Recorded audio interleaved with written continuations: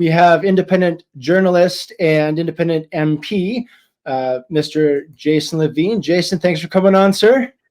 Thank you for having me, TJ. It's great to be here. Great.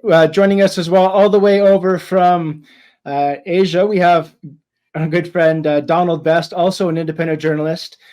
We're jealous of you right now over there in the warm weather. Swaddy krap.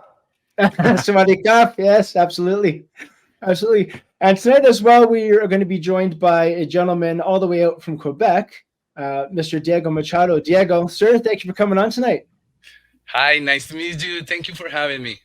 Well, thanks for coming on. So why don't you guys take a round there and introduce yourselves and tell us a little bit about yourselves and what brings you here tonight. Start with you, Jason. Well, thank you very much there, TJ. I'm Jason Lavigne. I'm a independent journalist, and I'm also running as a candidate for MP in the next federal election. I'm a podcaster. I do a couple of shows a day, every single weekday, for at least 4 hours of content, sometimes 5 on the Wednesdays. And I like to bring the stories that nobody else is bringing forward, especially mainstream media or legacy media or the matrix or Marxist corporate media, as Shadow Davis would call it.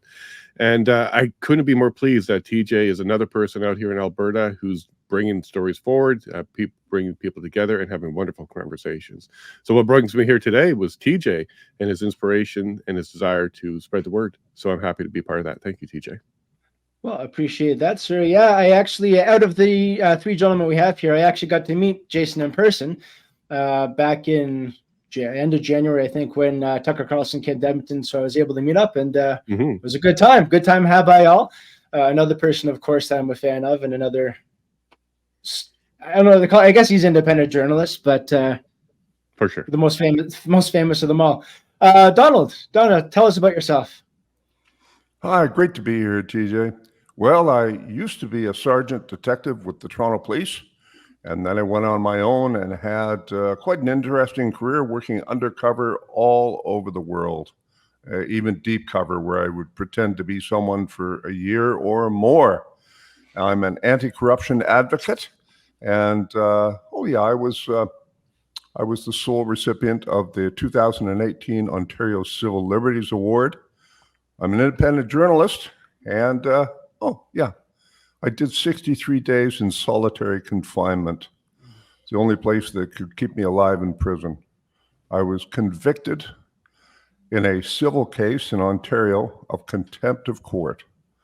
I was vindicated later. All the evidence was fabricated by lawyers and a corrupt cop who says, former commissioner of the Ontario Provincial Police, Julian Fantino, did an investigation, testified, swore an affidavit in my favor.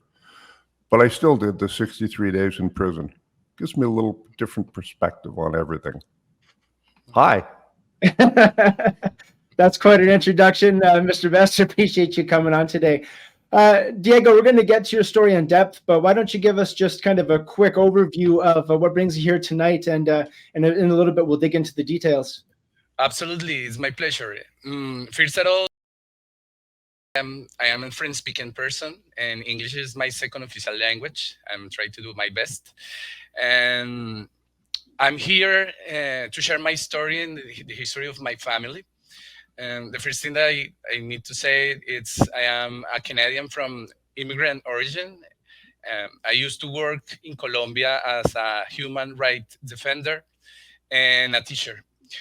Then with my wife, who is a biologist, we took the decision to come to Canada as a skilled worker category, to have a family and contribute to society. It was very tough to have the same status here in Canada that we had in Colombia, but finally 8 years after, we reached certain stability level with my wife, and she's now a nurse, a naturopathic practitioner. I am in international law field. I had a master's degree in international law, and I was working at the federal government when the mandates arrived. I lost my job and my wife also.